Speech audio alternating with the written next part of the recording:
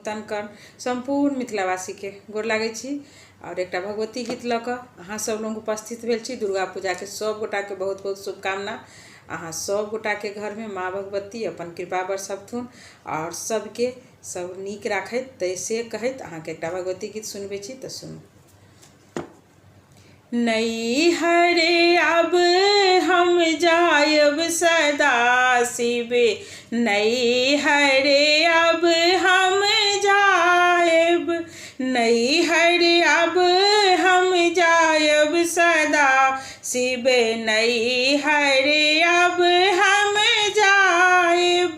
परिवार तिथि हम जतरा का द्वितीया गमन करायब सदा शिव, नैहरे अब हम जायब, नैहरे अब हम जायब सदा शिव, नैहरे अब हम जायब। तृतीया का हम पथि बितायब, चौथे में काजल लगायब सदा शिव, नैहरे अब हम जायब, नैहरे अब हम जायब सदा शिव, नैहरे अब हम जायब।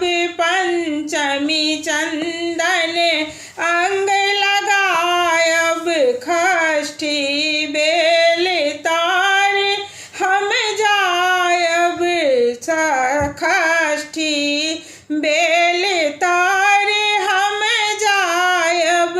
नैहरे अब हम जायब सदा शिव, नैहरे अब हम जायब।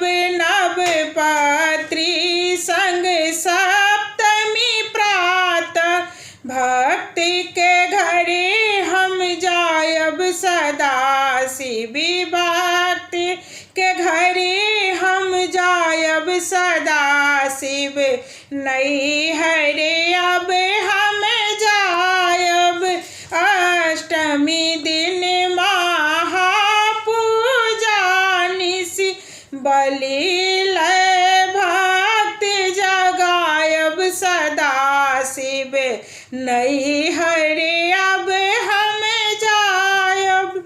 नवमी के त्रिशूलक पूजा बहुविधि बलि चढ़ायब सदा शिव, नैहरे अब हम जायब। नवो निधि सेवक के दाका, नवो निधि सेवक के दाका, दशमी कलश उठायब सदा शिव, नैहरे अब हम जायब।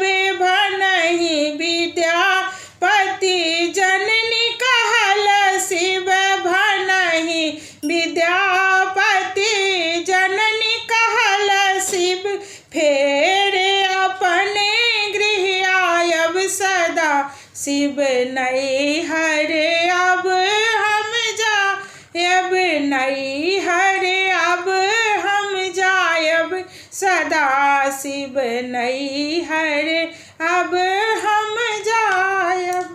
धन्यवाद। गोर लागै छी।